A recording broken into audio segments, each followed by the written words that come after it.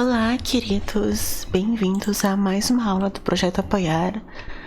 Essa aqui é uma aula de Geografia, em especial do assunto de recursos naturais e sustentabilidade.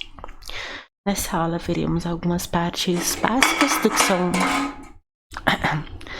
Nesta aula veremos algumas partes básicas do que são recursos naturais. Também abordaremos a questão ambiental sob uma perspectiva focada no Enem. A gente vai intercalar as questões com o assunto nessa aula, porque eu joguei um pouco mais dinâmico, por causa que esse assunto é mais dado em tópicos do que em uma sequência definida de elementos. Enfim, comecemos. Recursos naturais, o que são? Basicamente, é qualquer coisa que a humanidade consegue extrair da natureza e usar para ela. Tem algum benefício para ela. Tem vários tipos de recursos naturais porque é um conceito muito amplo, certo? Mas é algo que a gente consegue assimilar como coerente muito facilmente. A gente consegue conectar gás natural com comida, com madeira, com energia gerada por hidrelétricas, por exemplo, com água. São coisas da natureza que a gente usa com frequência, então a gente tem ali uma certa conexão com elas. Existem vários tipos, realmente, várias classificações de recursos naturais. As principais, que são as que mais importam, porque a gente realmente está querendo fazer aqui, são as renováveis e não renováveis. Bem, o que é um recurso natural renovável? Só aquele... Calma. O que é um recurso natural renovável? É aquele recurso que pode ser reposto pelo ciclo natural da natureza. Por exemplo, a água. A água ela é reposta pelo ciclo hidrológico da água mesmo. É um ciclo que envolve as chuvas, que envolve os lençóis freáticos, o suor dos animais, etc e tal. Ai, perdão. Por exemplo,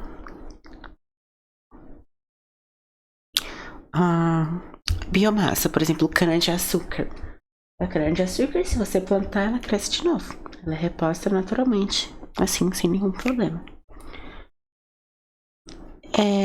Por exemplo, a energia do sol, o fluxo da água. Essas coisas são constantes, elas não podem ser extintas. Pelo menos o curso da água, se o rio secar. Mas normalmente a gente utiliza a energia gerada pelo movimento da água em cursos que não secam. Enfim, o outro tipo, claramente, é o não renovável. São recursos que não dá para reciclar, assim dizendo. Não dá para reutilizar. A natureza não consegue repor com tanta facilidade ou agilidade. Um exemplo é o petróleo. O petróleo, ele foi formado como um processo de decomposição, de sedimentação de seres vivos, de matéria viva, que demorou muitos e muitos e muitos e muitos anos. Não tem como replicar, né? Primeiro que a gente teria que ter altos níveis de pressão, altos níveis de matéria orgânica e uma quantidade de tempo gigantesca para replicar o petróleo. Então a gente tem uma quantidade limitada de petróleo para utilizar. Isso também se estende a outros tipos de recursos que iremos abordar depois. Tirando esses dois tipos, ainda tem alguns menos importantes, mas, por exemplo, os biológicos são os provenientes de fauna, flora e micro-organismos também. Pode até ser eles mesmos, inclusive. Os minerais são materiais inorgânicos da litosfera sendo a camada de terra que está mais próxima da superfície, não exatamente a superfície, mas que está por ali. Os hídricos, a água presente na terra, na superfície e nos lençóis freáticos. E os energéticos são recursos que dá para gerar energia de alguma forma. Especificando sobre os recursos não renováveis, a gente tem os combustíveis fósseis. A grande maioria, exceto ali pelo plástico, são para gerar energia. de algum processo, de algum tipo de motor, algum tipo de máquina. Um carvão natural, que é muito utilizado no Brasil, especialmente aqui no sul. O gás natural, que tem tido certa adesão recentemente, também o xisto, o gás relacionado ao xisto também, ele tem sido utilizado um pouquinho mais frequentemente. O petróleo, que claramente é o mais amplamente utilizado no mundo, no Brasil, surpreendentemente, a gente mais exporta do que usa. Mas o petróleo, ele tem até aquela torre de craquelamento que você vê na química. São os vários produtos que dá para se obter do petróleo só de fazer uma destilação fracionada, algo que você vai ver na química. Entre eles tem a gasolina, que é motor de carro, de moto, diesel também, motor de alguns outros tipos de automóveis e máquinas, querosene, que é de avião, gás liquefeito de petróleo, GLP, também conhecido como gás de cozinha, que é o que a gente usa muito no nosso dia a dia, e plástico, que é bizarramente muito utilizado, todo mundo usa. Também tem asfalto e outros tipos de recursos, mas esses são os principais. Os combustíveis fósseis são assim porque eles são gerados a partir de fósseis. Como eu disse, é matéria viva, orgânica, que ficou submetida a pressões, a níveis de pressões diferentes, e formaram recursos diferentes. Qual é o maior problema, além de que esses recursos vão acabar em dado momento? É que a queima de todos esses, exceto plástico, que não é exatamente, né? Plástico e asfalto não é recurso energético, é só recurso que a gente usa para várias outras coisas. Mas enfim, a queima dos recursos energéticos, que são combustíveis fósseis, gera gás carbônico. E gás carbônico é um gás do efeito estufa. A quantidade massiva de gás que a gente produz por conta da queima de combustível fóssil A quantidade de gás carbônico que a gente produz pela queima de combustíveis fósseis tem impactado muito e muito, muito mesmo as questões ambientais e toda a Terra no geral. Quando a gente coloca quando a gente coloca gás carbônico na atmosfera, isso faz com que a radiação solar que é emitida pelo Sol para a Terra, quando ela reflete de volta para a atmosfera, né, para a estratosfera, ela fica mais presa porque ela consegue refletir no gás. E o gás carbônico, ele absorve essa radiação também e emite ela por todas as direções, inclusive para a Terra. Isso faz com que tenha mais radiação na nossa atmosfera, mais radiação impactando a Terra, e assim isso aumenta a temperatura global.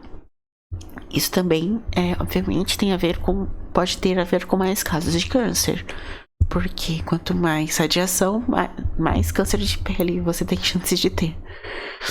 Mas também causa outros gigantescos desequilíbrios ambientais, derretimento de geleira, queimadas,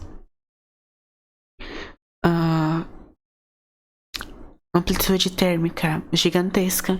Aqui em Curitiba a gente vê isso, a gente vê mínima de 0, máxima de 18. Isso não é muito normal num local como a gente tá. Enfim, também a emissão desses gases, que não é só o gás carbônico, mas é principalmente ele, além de poluir o ar, né, isso prejudica muitas aves. Ela também causa chuvas ácidas, que são chuvas com ácidos provenientes de ácidos de enxofre. Que enxofre é este que está presente nos combustíveis fósseis. Algo bem comum, esse enxofre está presente, inclusive. E a chuva ácida, ela corrói patrimônio público. Ela, obviamente, machuca, ela pode matar plantas. Animais não é tão comum, mas normalmente plantas sofrem muito com a chuva ácida. Bem, agora sobre as fontes renováveis de energia, que são os recursos renováveis, só que justamente na produção de energia, porque esse é o foco aqui. Temos algumas opções, né? Essas fontes, obviamente, podem ser utilizadas para sempre. E a grande maioria delas é uma alternativa que não gera gás carbônico, nem gases do efeito estufa. Eu coloquei essa lista aí em ordem na imagem. A imagem eu peguei de uma fonte externa, mas a lista aqui ela está em ordem de importância para o Brasil. Primeiramente são as hidrelétricas. As hidrelétricas são de suma importância para o Brasil. É mais da metade da nossa matriz energética. A gente depende muito disso e é um tipo de fonte renovável que não libera gases estufa. A gente, graças a Deus, tem uma das matrizes energéticas mais renováveis e menos poluentes do mundo inteiro. Isso é um ponto extremamente positivo para o Brasil. Em seguida tem a eólica, que se não me engano é tipo 13% por aí, também é importante. Tem muito no Nordeste, tem vários campos ali no Nordeste que tem eólica, mas tem muito em São Paulo, se eu não me engano também. Como é que... Eu vou explicar depois. Hidrelétrica e eólica eu vou dar um pouquinho de aprofundamento daqui a pouco. Solar, que se eu não me engano é uns 5% por aí, uns 5, 3, não lembro. Que é uma alternativa muito boa porque pode ser utilizada em meio que qualquer lugar que tenha sol. E ela não gera efeito estufa. O funcionamento da placa solar você provavelmente vai ver em física, quando der luz e ondulatória. Também tem a de biomassa, que é relativamente muito utilizada aqui no Brasil. Eu não sei se é maior que a solar ou não, mas elas estão bem páreo a páreo. Que essa sim gera gases do efeito estufa, mas é de uma fonte que a gente pode renovar, que é planta e coisas semelhantes, né? Por exemplo, biomassa microbacteria, de micro-organismos, como biomassa bacteriana, biomassa fúngica também. Coisas que podem crescer de novo e a gente pode utilizar novamente. Tem a maremotriz, que eu não tenho informações se ela já é utilizada no Brasil de forma realmente comercial ou se está só testando, mas existe a maremotriz. É uma forma de utilizar o movimento das ondas para se gerar energia, né? Assim como, por exemplo, na hidrelétrica tem o movimento ali da água que gera energia. A maremotriz é a onda, tem ali um movimento e isso gira um motor que gera energia. Não expliquei como funciona a biomassa, mas é muito simples. Você queima a biomassa e faz com que o calor dessa queima aqueça a água e o vapor dessa água gire uma turbina ou algo semelhante. A geotérmica não tem no Brasil porque a gente não tem fontes de calor que são necessárias para ter uma usina geotérmica. Mas ela usa calor de vulcões ou geysers. Vulcões não, perdão. De geysers e estruturas semelhantes. O calor é utilizado para aquecer a água ou só realmente sai vapor normal. E isso gira uma turbina também. Sobre hidrelétricas, como elas funcionam? A gente, quando monta uma hidrelétrica, a gente coloca em um corpo de água bem substancial, para não secar de jeito nenhum, para sempre ter um fluxo mais ou menos constante. A gente força esse fluxo a ter uma maior pressão e a sair com mais força do que ele sairia caso não tivesse a hidrelétrica ali. E quando essa água sai com mais pressão, ela gira uma turbina. E essa turbina tem algum recurso eletromagnético nela, não me lembro muito bem qual. Mas é um recurso eletromagnético que gera energia elétrica via esse movimento dinâmico. Via a alteração ali do campo magnético, isso gera energia. Existem várias controvérsias acerca das hidrelétricas. A principal é que para você construir uma hidrelétrica, você precisa fazer uma barragem.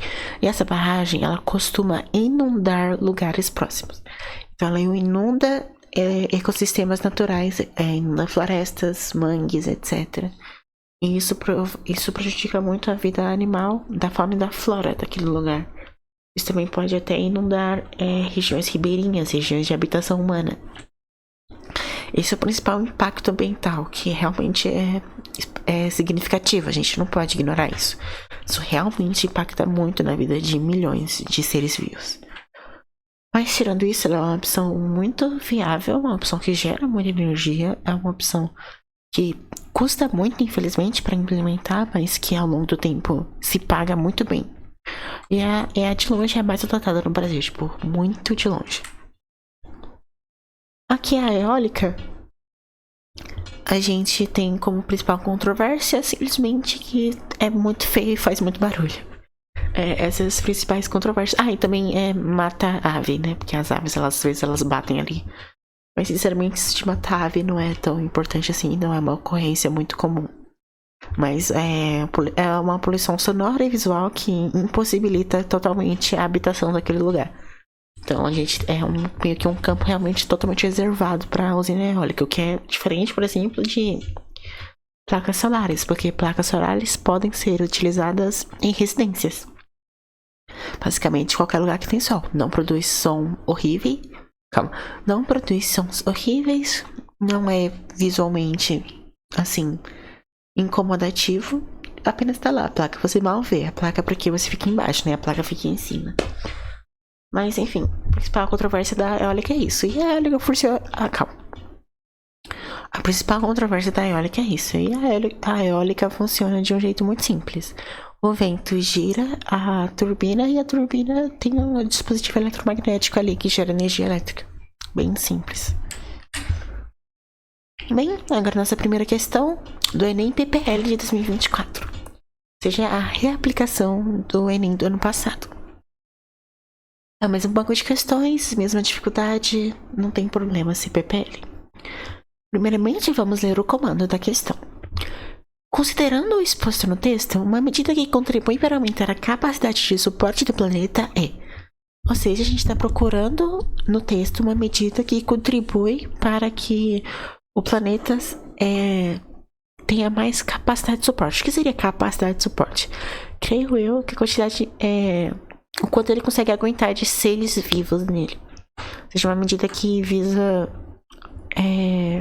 deixar manejável, possibilitar que mais seres humanos se encontrem no planeta. Não só seres humanos, mas seres vivos no geral. Isso é muito importante porque o nosso ritmo de crescimento só cresce. Não diminui.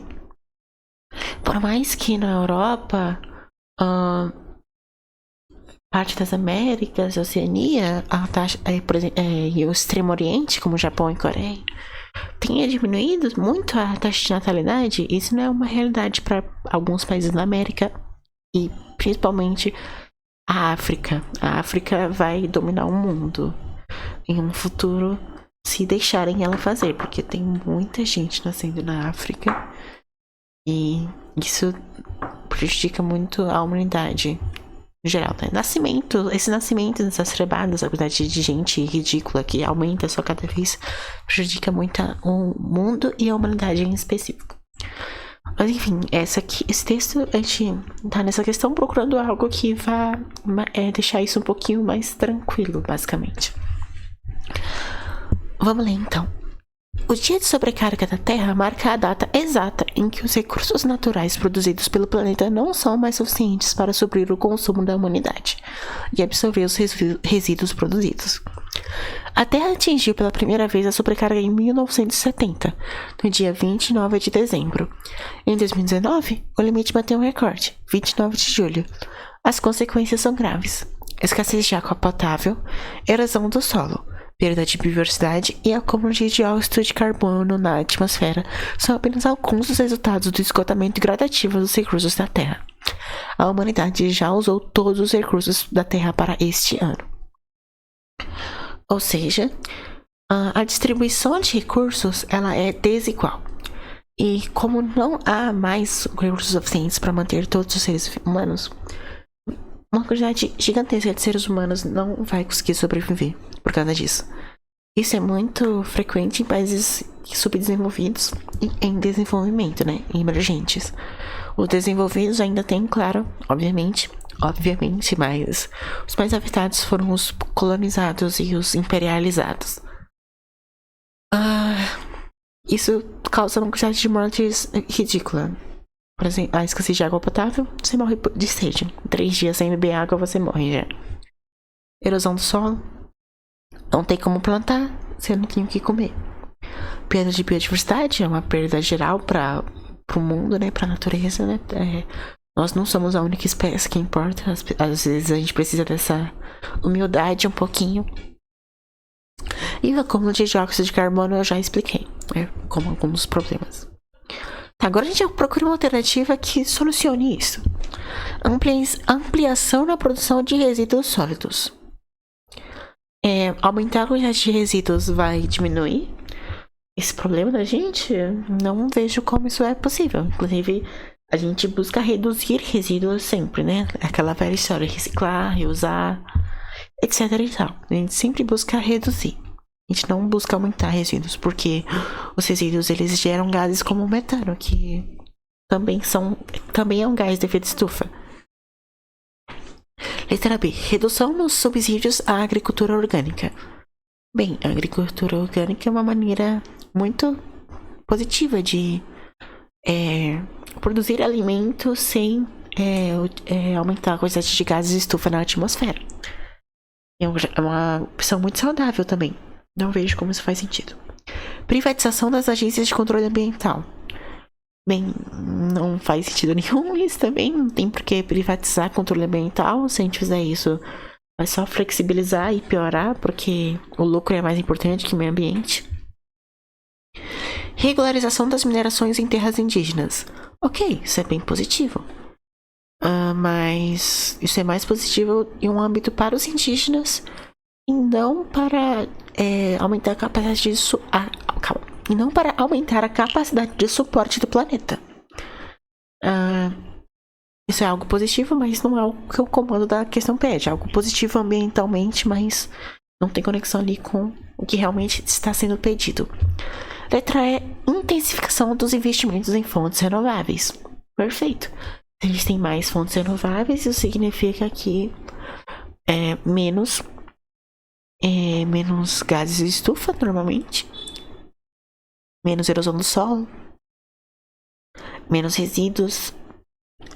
E tudo isso ajuda muito em aumentar a capacidade de suporte da Terra. Porque conforme mais gases do efeito estufa, pior. E realmente é isso. Essa era a alternativa. Agora vamos a uns tópicos mais isolados. Temos aqui mineração e extrativismo. Apareceu na última questão, mas eu não expliquei porque não era tão importante assim. Mas aqui tem algumas coisas realmente relevantes. O que tange a mineração, a gente tem que pensar principalmente na questão indígena e dos impactos ambientais terríveis que ela oferece. Desmonte de rochas, poluição do ar e das águas. Tudo isso causa danos ambientais imensos. E obviamente os embates com indígenas matam pessoas totalmente inocentes que só querem viver a sua vida. E tem esses embates porque a mineração busca o lucro e os indígenas buscam a vida. Então, o lucro ganha da vida porque quem tem dinheiro consegue matar quem não tem. O que tange a mineração? Alguns recursos minerais são bem importantes para você entender como o Brasil opera. O ferro, a bauxita, que é da onde se extrai o alumínio, o manganês, o ouro, o nióbio e o lítio. Obviamente, você conhece o ferro, o alumínio, o ouro. O manganês, ele também é muito importante para processos industriais. O nióbio e o lítio, eles são utilizados para formas de tecnologia um pouquinho mais finas, assim, tipo celulares, coisas relacionadas à internet, máquinas mais sofisticadas, etc e tal. Aviões, se não me engano, também. E o extrativismo vegetal também tem relação ali com os indígenas e principalmente com não replantar árvores, porque quando você extrai árvores, você normalmente não replanta. Essa é a lógica capitalista. É a lógica da indústria madeireira. Mas quando você replanta, você obviamente auxilia ali na reposição do oxigênio via consumo de carbono feito pela fotossíntese das plantas. Isso diminui a quantidade de gás carbônico na atmosfera. Isso também ajuda muito em manter o ecossistema daquela região saudável e manter ali uma biodiversidade maior. Bem, o extrativismo vegetal eu não expliquei o que era, mas é extração de qualquer coisa que a gente não cultiva. Madeira, frutos, raízes, látex e resinas, principalmente, né? Tem ali todo aquele ciclo dos seringueiros que prejudica muito os indígenas e não replanta. Agora, uma outra questão. Essa aqui tem mais relação ali com os indígenas. E é algo extremamente importante a gente entender isso. Eu vou explicar mais a fundo depois, mas essa questão de 23 já explica isso. Ela também tem relação com desenvolvimento sustentável, que eu vou dar uma explicação um pouquinho melhor. Chai Suruí, liderança da juventude indígena, profere seu discurso na abertura da COP26. O clima está esquentando, os animais estão desaparecendo, os rios estão morrendo e nossas plantações não florescem como no passado. A Terra está falando. Ela nos diz que não temos mais tempo. O discurso da líder indígena explicita um problema global relacionado a... Bem, qual é o problema global que ela está dizendo aqui? Manejo tradicional? Isso não é um problema global. Reciclagem residual? Isso não é um problema global. Consumo consciente? Isso não é um problema global. Exploração predatória? Isso é um problema global. Reaproveitamento energético? Isso não é um problema global. Bem, essa aqui é muito fácil, muito simples. É a única que tem alguma problemática, alguma que causa realmente algo maléfico ao meio ambiente, ao mundo, é a letra D. Ela realmente é a resposta. Mas o que essa questão trata? O que ela traz? Ela traz os indígenas como um povo, como vários povos, que tem vários tipos de conhecimentos diferentes que nos ajudam a conceber a nossa relação com a natureza de uma forma saudável e que não nos coloca como o centro de tudo. O que é importante para que todas as outras vidas da Terra, que são muito mais diversas e muito mais antigas que a gente, a maioria, vivam, para a gente conseguir manter isso aí. Porque a gente não é importante o suficiente para matar todo mundo e é isso, acabou. Outra coisa que ela traz também aqui é a exploração predatória, que é um termo realmente importante pra gente no quesito do Enem e do desenvolvimento sustentável. Exploração predatória é a exploração sem pensamento, é a exploração sem nenhuma espécie de ressalva. É importante destacar isso também. Bem, a questão aqui dos indígenas, como eu mencionei, são conhecimentos acerca da fauna e flora brasileiras que nos ajudam a compreender que a humanidade ela convive com a natureza e não que a gente usa ou mata ela. Entender isso é de suma importância, uma questão assim aparece com muita frequência, inclusive tudo que está sendo abordado aqui aparece no mínimo uma questão do Enem. Normalmente aparece 2, eu já vi aparecer 3. É muita coisa. Mas enfim, tudo isso dos indígenas nos ajuda a manter um desenvolvimento melhor para a humanidade. Mais uma questão? No texto, a relação socioespacial dos indígenas evidencia a importância da algo que os indígenas podem nos ensinar que é importante para a humanidade no geral. Foram esses cientistas chavantes que esclareceram os mistérios da germinação de cada uma das sementes. Eles tinham conhecimento para quebrar a dormência. O fogo era fundamental para muitas, para outras, o caminho para despertar passava pelo sistema digestivo dos animais silvestres.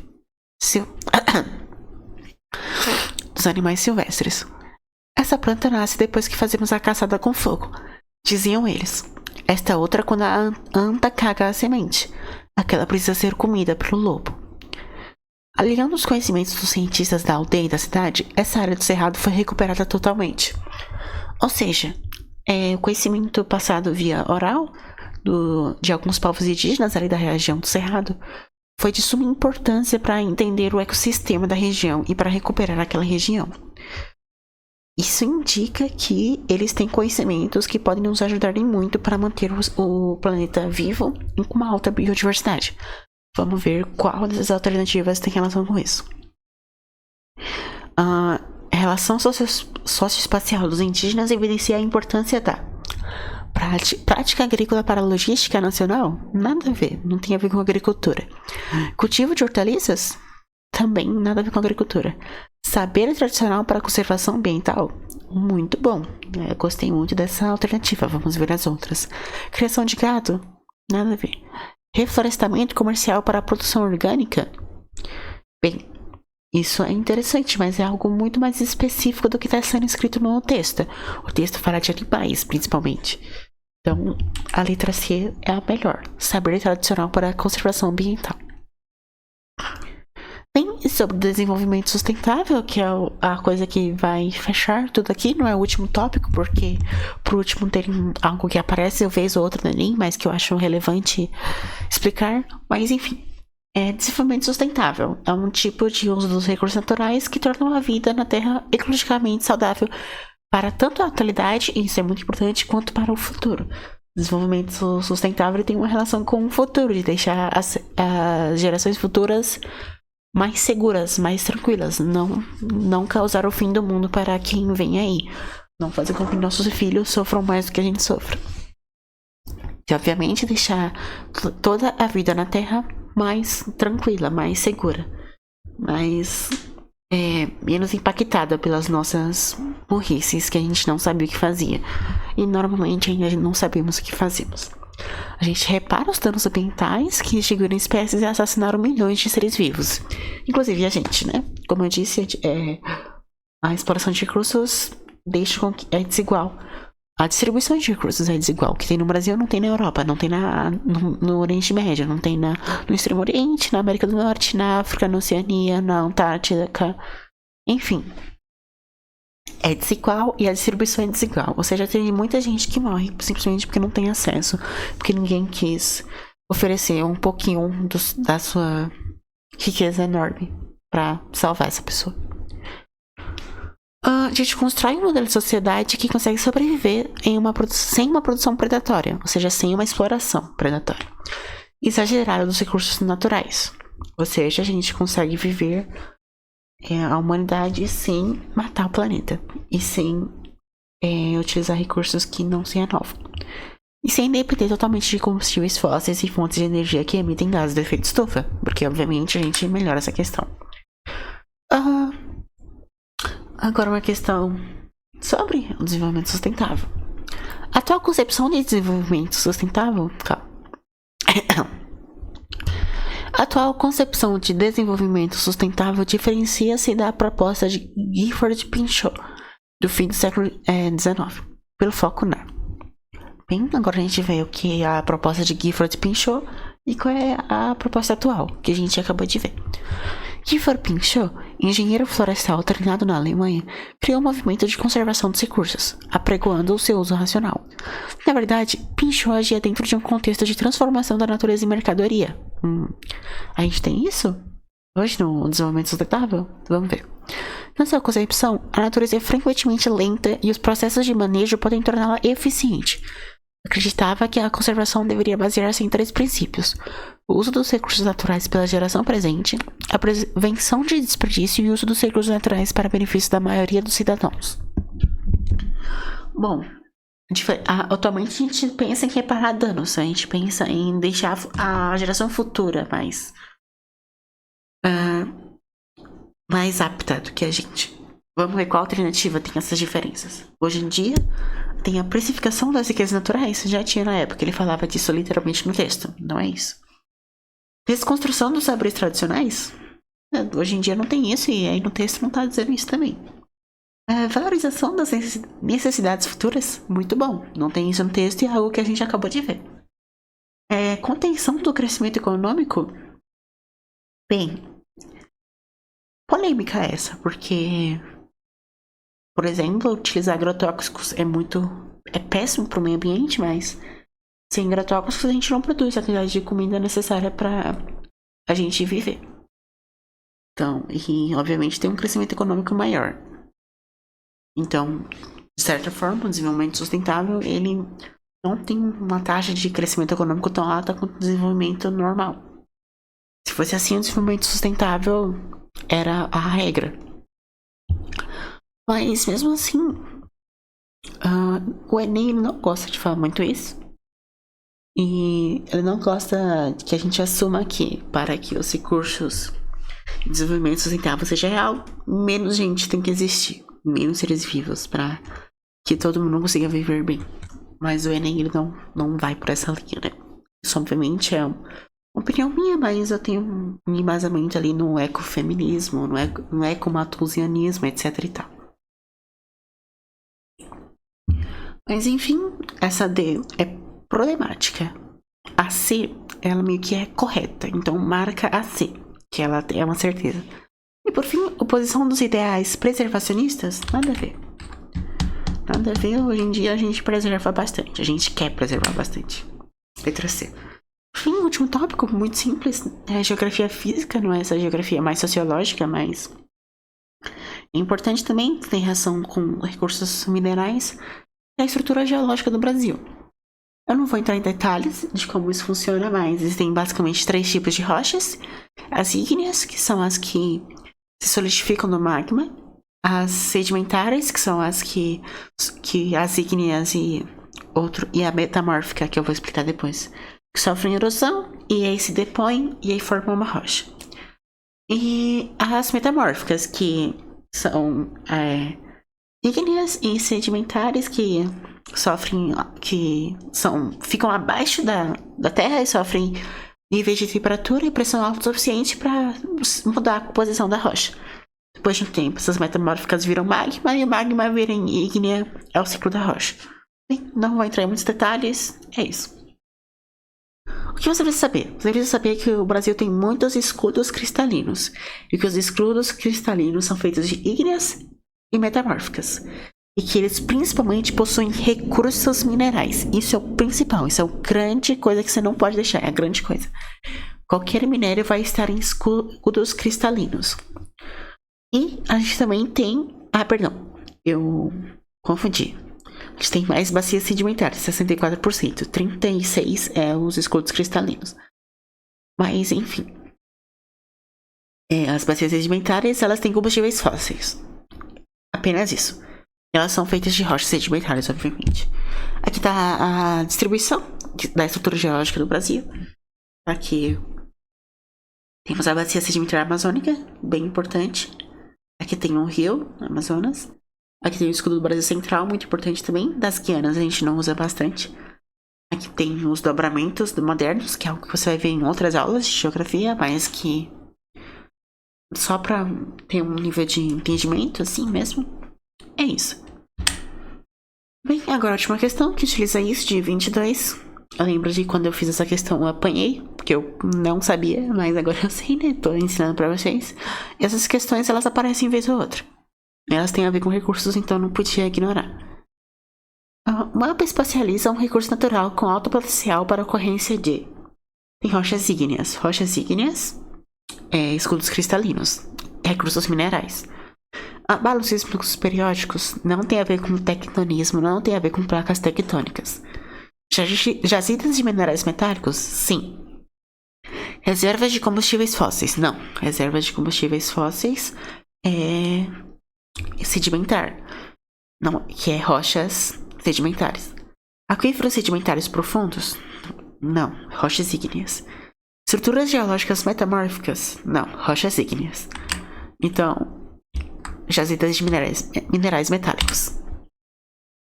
Bem, essa foi a aula de hoje. Espero que tenham gostado. Tem uma lista de exercícios com 15 exercícios. Tá bem recheada. Tem muitos exercícios bons. Todos do Enem. E espero que vocês consigam fazer ele e ser craque em desenvolvimento sustentável e recursos naturais, que é uma temática que tem sempre no mínimo uma questão no Enem e normalmente tem 2. Tem alguns tópicos que eu não abordei, tipo rompimento de barragem, mas eu acho que isso tem mais a ver com interpretação textual, de entender o que você está lendo. Uma questão sociológica mesmo do que algo geográfico, mas é importante também, se você quiser pesquisar aí questões da questão da rompimento de Mariana, de Brumadinho, etc e tal. Qualquer dúvida, você manda no nosso e-mail. E é isso. Perfeito, beijos. Espero que tenha ótimos estudos.